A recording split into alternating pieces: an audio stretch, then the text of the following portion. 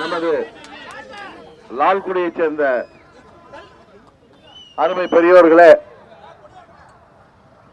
அன்பு தாய்மார்களே, எழுச்சியோடு இங்கே வருகை புரிந்திருக்கின்ற இளைய சமுதாயமே,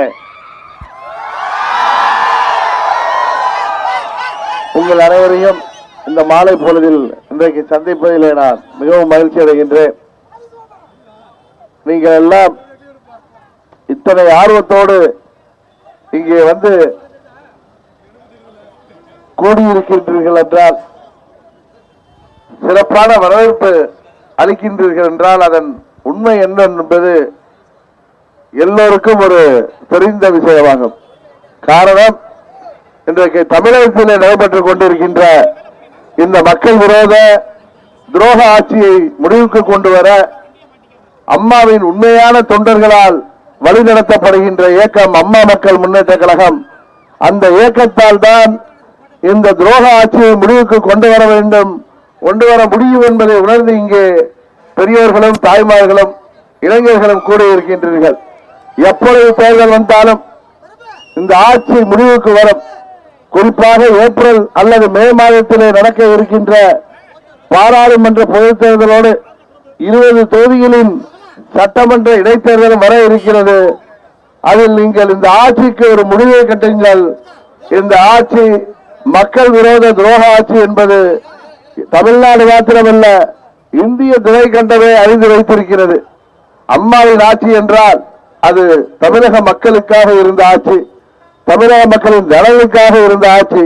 ஆனால் இன்றைக்கு அம்மாவின் பெயரை சொல்லி இங்கே ஆட்சி செய்பவர்கள் அம்மாவின் பாதையிலிருந்து விலகி மத்தியிலே ஆள்பவர்களுக்கு ஏஜெண்டுகளாக மாறி மத்தியிலே இருப்பவர்கள் கட்டளையை ஏற்று செயல்படுகின்ற ஒரு அடிமை ஆட்சியாக இன்றைக்கு தமிழகத்திலே நடைபெற்றுக் கொண்டிருக்கின்றது. இந்த துரோக ஆட்சி பல்வேறு முறைகேடுகளிலே இந்த ஆட்சியிலே உள்ளவர்கள் பெயர்கள் அடிபடுகின்றது என்பது தெரியும்.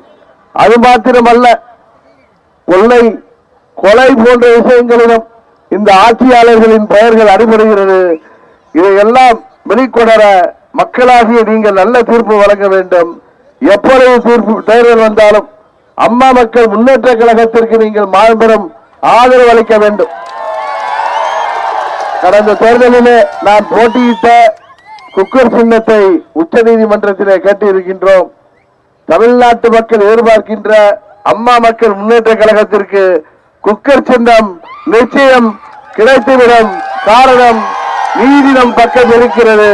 எனவே நமது வேட்பாளர்களை, அது பாராளுமன்ற தொகுதியின் வேட்பாளரை நீங்கள் மாபெரும் வாக்கு வித்தியாசத்திலே வெற்றி பெற செய்து டெல்லியிலே வரப்போகின்ற பிரதமரை தமிழ்நாட்டு மக்களாகிய நீங்கள் தான் தீர்மானிக்க போகிறீர்கள்.